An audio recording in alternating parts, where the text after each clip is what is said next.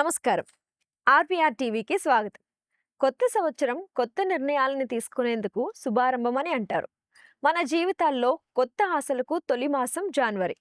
మరి ఈ జనవరిలో ఏ రాశి ఫలితాలు ఎలా ఉండబోతున్నాయి? విద్య, ఉద్యోగం, వ్యాపారం, ఆరోగ్యం, కుటుంబ జీవితం, వ్యక్తిగతమైన జీవితం ఎలా ఉంటుంది? గ్రహగతులు మన జీవితాలపై ఎలాంటి ప్రభావాన్ని చూపించబోతున్నాయనేది ఈరోజు మనం తెలుసుకుందాం. మనతో పాటు స్టూడియోలో ప్రముఖ ఆధ్యాత్మికవేత్త, జ్యోతిష్య పండితులు బ్రహ్మశ్రీ డాక్టర్ సివిబి సుబ్రహ్మణ్యం గారు ఉన్నారు. ఆయన్ని అడిగి అనేక విషయాలు తెలుసుకుందాం. నమస్కారం గురువుగారు. 2026 సంవత్సరం జనవరి నెలలో ఏ రాశి వారికి ఎలా ఉండబోతుంది అనే విషయాలను తెలుసుకోవాలనుకుంటున్నాం. అందులో భాగంగా కుంభరాశి వారికి ఎలా ఉండబోతుంది? కుంభరాశి ద్వితీయంలో శని ఉన్నాడు. దీనివలన మాట్లాడితే అపార్థాలు వస్తుంటాయి. రావాల్సిన సొమ్ము సమయానికి రాదు. ఈ దోషాలను అధిగమించడం కోసం 2 రకాల చర్యలు చేపట్టాలి. హనుమాన్ చాలీసా పారాయణ చేయాలి. అలాగనే అరుణాచల శివ అనేటువంటి మంత్రాన్ని సాయంత్రం 6 నుంచి 7 వరకు చేయాలి. ఈ కుంభరాశి వారికి పంచమ స్థానంలో గురుని యొక్క స్థితి ఉంది.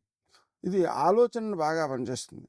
తాము చెప్పేటువంటి సలహాలు ఇతరులు పాటిస్తే మంచి జరుగుతుంది. కానీ శని యొక్క స్థితి వాక్స్థానంలో ఉండడం వల్ల ఆలోచన మంచిదే అయినా చెప్పే రీతి బాగుండనందువల్ల శత్రుత్వాలు వచ్చేటువంటి అవకాశం కూడా ఉంది.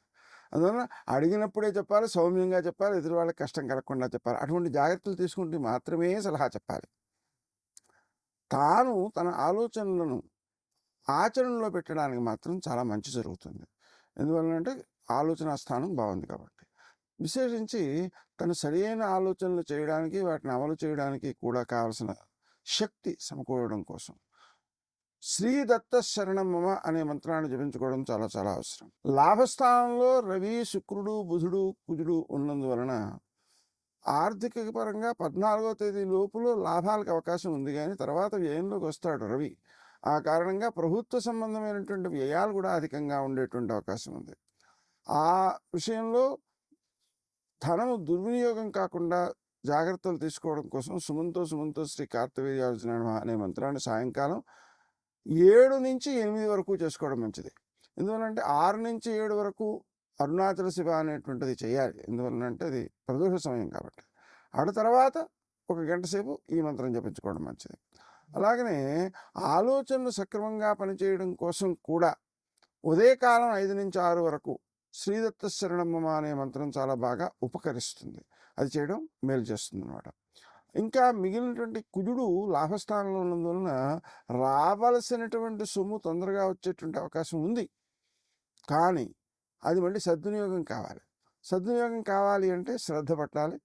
ఆ శ్రద్ధ పట్టడం కోసం, ఆ బుద్ధి కుశలత కోసం సుమంతో శ్రీ కార్తవీర్యార్జున నమః చేయొచ్చు. మన శ్రమ, కాలము, ధనము వ్యర్థం కాకుండా ఉండడం కోసం ఇది బాగా ఉపకరిస్తుంది. Honor Signatus, the biggest gated community in the heart of the city. Spacious 3, 3.5 and 4 BHK apartments at Kukatpalli, High-Tech City. For more details, search for Honor Signatus. రాశ్యాధిపతి అయినటువంటి శని సమక్షేత్రంలోనే సంచరిస్తున్నందువలన మాట్లాడే తీరులో కొంతవరకు ఇబ్బంది ఉన్నా, అది ద్వితీయం కాబట్టి వాడు అష్టమాన్ని చూస్తాడు కాబట్టి ఆరోగ్య విషయంలో ఎక్కువ శ్రద్ధ చూపించాల్సినటువంటి అవసరం కనిపిస్తోంది. ప్రతి శనివారము కూడా 1 అర కేజీ నల్ల నువ్వులతో శివునికి పూజ చేసి వాటిని ఆవులకు పెడుతూ ఉన్నట్లయితే అది ఎక్కువ మేలు చేస్తుంది. నిజానికి 1 అర కేజీ నల్ల నువ్వులతో శివునికి పూజ చేయడం అనేటువంటిది ఆలయాలలో పురోహిత వర్గం అంగీకరించకపోవచ్చు. ఎందుకంటే శివుడి మీద నల్ల నువ్వులు వేడేటి. కానీ వాస్తవం ఏంటంటే శివ అష్టోత్తర శతనామ స్తోత్రం పుస్తకం ఉంది. ఆ పుస్తకంలో చిట్ట చివరి లైను, ఎందుకంటే ఆ స్తోత్రాలని పారాయణ చేసినందువల్ల ఈ ఫలితం సిద్ధిస్తుంది, ఈ ఫలితం సిద్ధిస్తుంది అనే మాటలు ఏం లేవు అక్కడ. ఏముంది? ఇదొక్కటే ఉంది. ఏమని? తిలాక్షతైర్యజేద్యస్తు జీవన్ముక్తో న సంశయ. తిలాక్షతలతో కనుక ఎవరైతే పూజ చేస్తారో శివునికి అష్టోత్తర శతనామాలతో, అంటే 108 నామాలతో, అతడు జీవన్ముక్తుడవుతాడు అని చెప్పారు. అంటే దాని అర్థం ఏంటంటే బతికుండగా కూడా ఆశలకు లోబడకుండా, ధర్మానికి దాటకుండా, అధర్మానికి లోబడకుండా, బద్ధకించకుండా వ్యక్తి ప్రవర్తించి ముక్తిని సాధించడానికి కావలసిన సాధన బాగా సాగుతుంది అని అర్థం. మొత్తం పైన ఇవి ఆవులకు పెట్టడం ద్వారా చక్కని మేలు జరుగుతుంది. ఇంకా ఓపిక ఉన్నటువంటి వాళ్ళు అదే సమయంలో ఒక కేజీంపావు నువ్వుల నూనెతో అభిషేకం చేసి శివుడికి ఆ నూనెలో పసుపు కలిపి ఆవులకు రాయడం ద్వారా గోసేవ ద్వారా గ్రహదోషాలు నివారించబడతాయి. అదే సమయంలో మనం గోకి గ్రాసం కూడా పెట్టడం చాలా మంచిది. ఈ రకమైనటువంటి చర్యల వలన మనం వ్యయస్థానంలోకి వచ్చేటువంటి రవి యొక్క ప్రభావాన్ని అధిగమించవచ్చు. అదే రీతిలో ద్వితీయ స్థానంలో ఉండేటువంటి శని యొక్క ప్రభావాన్ని అధిగమించవచ్చు. విశేషించి షష్ఠ స్థానంలో కేతు ఉన్నాడు. ఇతని యొక్క స్వభావం ఏంటి అంటే శత్రువులను జయించడం విషయంలో బద్ధకము, లేకపోయినట్లయితే వైరాగ్యం. అంటే ఏంటి, వదిలేవాడిని అనిపించడం. ఈ రకమైనటువంటి స్థితి వలన వాళ్ళు ఇబ్బంది పెట్టడం మానరు. కాబట్టి ఆ ఇబ్బందులను అధిగమించడం కోసం గణపతి యొక్క ఆరాధన కూడా చాలా బాగా పనిచేస్తుంది.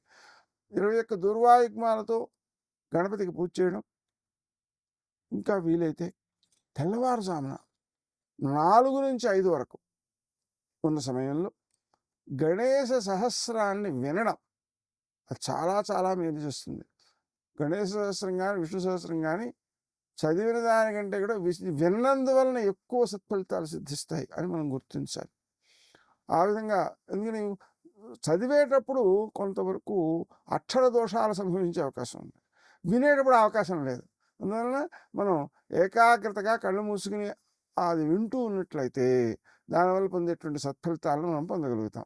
కానీ మాట్లాడేటప్పుడు మాత్రం తక్కువగానే మాట్లాడాలి. ఎందువలన అంటే శని యొక్క ప్రభావం వాక్స్థానంపై ఉంది. అందులో కుటుంబం స్థానం కూడా అదే కావడం వలన కుటుంబ సభ్యులతో కలహాలు వచ్చేటువంటి అవకాశాలు ఉంటాయి. అందువలన రాముడు చెబుతాడు ఏమంటాడంటే, ఎవరితోనైతే మళ్ళీ మాట్లాడక తప్పదో అటువంటి వ్యక్తులతో ఘర్షణ పడకుండా ఉండడమే మంచిది అని చెప్తాడు ముందే. ఎందుకని ఒకసారి ఘర్షణ పడ్డాక మనం ఏది మాట్లాడినా అది వాళ్ళకి కెట్టదు, వాళ్ళు మాట్లాడేది మనకు కెట్టదు. మొత్తం మీద వ్యక్తుల మధ్య దూరం పెరిగిపోతుంటుంది. అందువలన ఆ విధంగా ఘర్షణ రాకుండా జాగ్రత్తలు తీసుకోవడం అనేటువంటిది కూడా అత్యవసరం.